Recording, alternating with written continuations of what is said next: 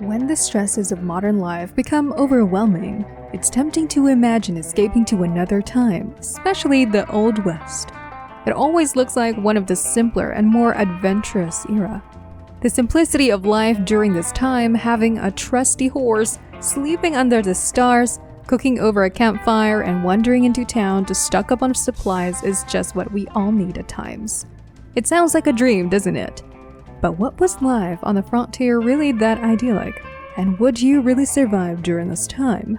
Well, let's find out.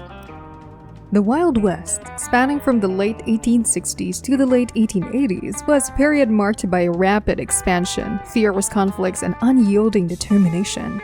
This era began with the end of the Civil War, which saw thousands of Americans heading west in search of new opportunities.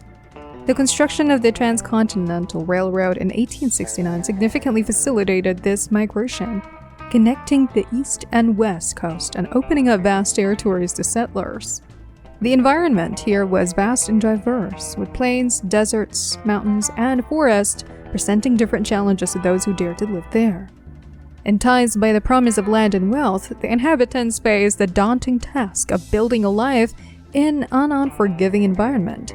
The harsh climate of extreme cold and heat combined with the lack of water and fertile soil meant that every day was a battle for survival. For many people, the measure of success was not wealth but simply the ability to endure. The gold and silver frenzy transformed quiet places into bustling, vibrant cities overnight. These cities were often chaotic and filled with people from all walks of life hoping to get rich. But the reality was harsh. Few had the money they needed, and many fell into poverty. Violence was common, as conflicts over control and resources often escalated into violent clashes. The rule of law was rare, and justice was often administered through vigilantes or executions, creating an environment in which people today cannot survive. Trade also brought challenges such as the dangers of long-distance travels, conflicts with Native American tribes, and the threat of cattle rustling. The open lands were battlegrounds where farmers and ranchers fought for control, something leading to violent fights that resulted in bloodshed. Conflict between Native Americans and settlers was frequent and violent, and the U.S. government often intervened on behalf of the settlers, leading to the forced displacement of the native population. The transformation and destruction of Native American culture is one of the most heartbreaking aspects of this time, as many groups were brought to the brink of extinction as their lands were taken and their way of life was destroyed. While the Wild West is now romanticized in books and movies, the reality was much harsher and more brutal. The struggle to survive in this world was a daily reality for everyone. Life in the Wild West was as rough as it gets. Forget about the cozy bed you crawl into each night, the softness of memory foam cradling your body. In the Wild West, your bed could have been nothing more than a thin bedroll spread out on the cold, hard ground, or if you were fortunate, a lumpy mattress in a drafty cabin. The walls of these cabins were often hastily constructed from logs or sod, offering little protection from the elements. The wind whistled through the gaps, and the chill of the night was something you had to endure with only a thin blanket for warmth. Comfort, as you know it today, simply didn't exist. There was no air conditioning to shield you from the sweltering summer heat or heaters to ward off the biting winter cold. People tried to adapt to the weather as much as possible, dressing in layers or taking off your clothes to cool off. The luxury of temperature control was unheard of. People were at the mercy of the elements day and night. Bathing was a rare luxury. In today's society, taking a hot bath is a daily routine. But in the Wild West, water was often scarce, and heating it required time and effort. Bathing meant hauling water from a stream or well, building a fire to heat it, and then either bathing in a crude tub or simply using a bucket. Privacy was minimal, and cleanliness was a relative term. Many settlers went days or even weeks without a proper bath, relying instead on quick washes in cold streams or using a damp cloth to wipe away the dust and sweat. Laundry was another chore that took on a whole new meaning. There were no washing machines or dryers, just a wash tub, scrub board, and your own 2 hands. Clothes were scrubbed clean with homemade soap, wrung out by hand and hung to dry in the open air. The process was labor-intensive and time-consuming, and clothing often showed the wear and tear of such rough treatment. Clothes were worn repeatedly because changing them was not an option. Basic amenities such as electricity and running water were not available. You had to make do with what you could build, repair, or trade. And when it came to the economy, well, it was different. You see, the concept of money was far from what we understand today.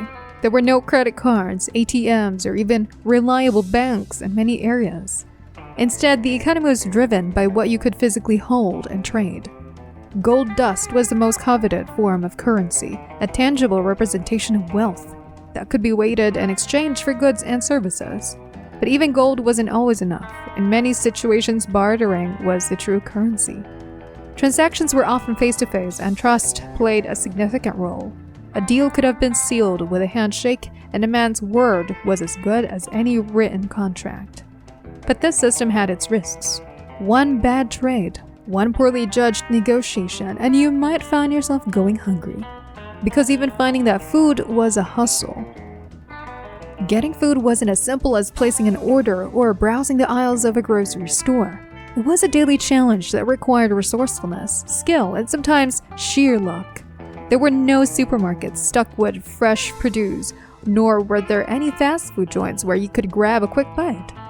Instead, you had to rely on what you could hunt, gather, or trade. The diet was basic and repetitive, centered around a few staple foods that were easy to store and transport.